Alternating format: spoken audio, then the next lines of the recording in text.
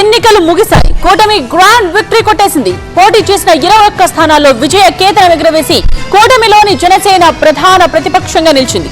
అయితే అధికారం విషయంలో పవన్ కళ్యాణ్ మనసులో ఏముందన్నది పెద్ద ప్రశ్నగా మారింది. ఇందుకే రాబోయే రోజుల్లో పవన్ టీడీపీతో కలిసి ఎలా ముందుకు వెళ్లబోతున్నారు? ప్రధాన ప్రతిపక్ష పాత్ర పోషిస్తారా? అధికార భాగస్వామ్యమా? అసలు పవన్ మనసులో ఏముంది?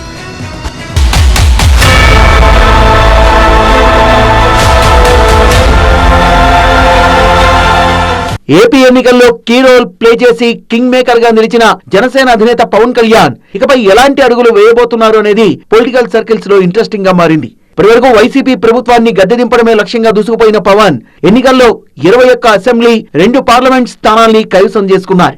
ఈ క్రమంలోనే జనసేన ఎంపీలు ఎమ్మెల్యేలతో తొలిసారిగా సమావేశమయ్యారు పవన్ కళ్యాణ్. ఈ సందర్భంగా కీలక వ్యాఖ్యలు చేశారు. అధికారంలో ఖచ్చితంగా భాగస్వామి అవుతాం, ప్రధాన ప్రతిపక్షంగా జనసేన అసెంబ్లీలో అడుగుపెడుతుందని చెప్పడం ఆసక్తిగా మారింది. రెండింటి విషయంలో టెక్నికల్ అంశాల్ని పరిశీలించాల్సి ఉందన్నారు పవన్ కళ్యాణ్. 2019లో ఒక్క సీటు కూడా ఉన్నది అటు ఇటు కాని పరిస్థితులు ఈ రోజున జనసేన ప్రధాన ప్రతిపక్షంగా అసెంబ్లీలోకి అడుగు పెట్టబోతుంది. మీ అందరికీ దానికి సంబంధించి ప్రత్యేకించి శుభాకాంక్షలు. అధికారంలో భాగస్వామ్యం తీసుకుంటాం ఖచ్చితంగా. అది రెండింటి మధ్య ఎలాగనేది ఆ టెక్నికల్ ఆస్పెక్ట్స్ ఎలాగో చూడాలి. అది మీ అందరికీ నేను తెలియజేసుకుంటాను. అలాగే కేంద్రంలో కూడా మన ఆంధ్రప్రదేశ్కి కావాల్సింది చాలా కీలకమైన మనం పరిణామాలు చోటు చేసుకున్నాయి కాబట్టి ఆంధ్రప్రదేశ్ ప్రతి ఎంపీ చాలా బాధ్యత ఉంది.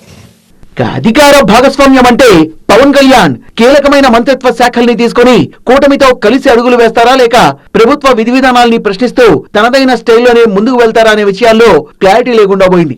పవన్ విధానం ప్రకారం పాత తరం రాజకీయాలకు గుడ్ బై చెప్పి కొత్త తరం రాజకీయాలు రావాలి, వ్యక్తిగత దూషణలు లేని జవాబుదారీతనం ప్రభుత్వం కావాలి అని 1కి 10 సార్లు నొక్కి మరీ చెప్తున్నారు. ఎక్కడ పవన్ ఖచ్చితంగా ప్రభుత్వాన్ని ప్రశ్నించాల్సి ఉంటుంది. అధికారాన్ని పంచుకుంటూ ప్రశ్నించడం అంటే కూటమిలో అది కొట్లాట అవుతుంది. అంత అధికార భాగస్వామి అంటూనే ప్రధాన ప్రతిపక్షంగా అడుగుపెట్టబోతున్నామని పవన్ కళ్యాణ్ మాట్లాడడం చర్చనీయాంశమవుతోంది.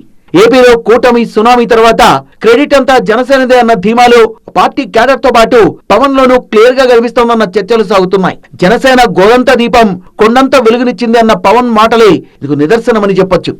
ఇలా ఉంటే ఎన్నికల సమయంలో పవన్ కళ్యాణ్ ప్రజలకిచ్చిన హామీలు కూడా పెద్ద సవాలే. మాటలు కాదు చేతల్లో చూపిద్దామంటూ ప్రతిసారి మాట్లాడుతూ బోల్డ్ అన్ని హామీలనిచ్చారు.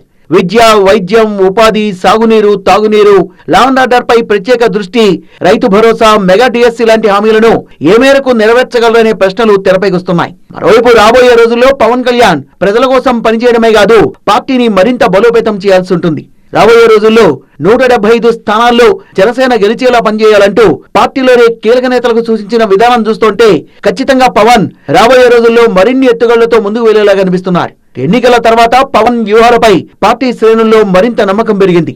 ఇవాళ జనసేన లెజిస్లేటివ్ పార్టీ మీటింగ్ జరగనుండడంతో 21 మంది ఎమ్మెల్యేలు, 2 ఎంపీలు, పార్టీ కీలక నేతలు పాల్గొనున్నారు. సమావేశంలో అధికార భాగస్వామ్యం, పార్టీ భవిష్యత్తుతో పాటు కీలక అంశాలపై చర్చించనున్నారు పవన్ కళ్యాణ్. మొత్తంగా పవన్ కళ్యాణ్ ఇకపై రాజకీయంగా ఎలాంటి అడుగులు వేయబోతున్నారనేది అందరిలోనూ ఆసక్తి రేపుతోంది. ఏదేమైనా ఇవాళ జరిగే జనసేన ఎల్పీ మీటింగ్ లో పవన్ ఎలాంటి నిర్ణయం ప్రకటిస్తారో చూడాలి.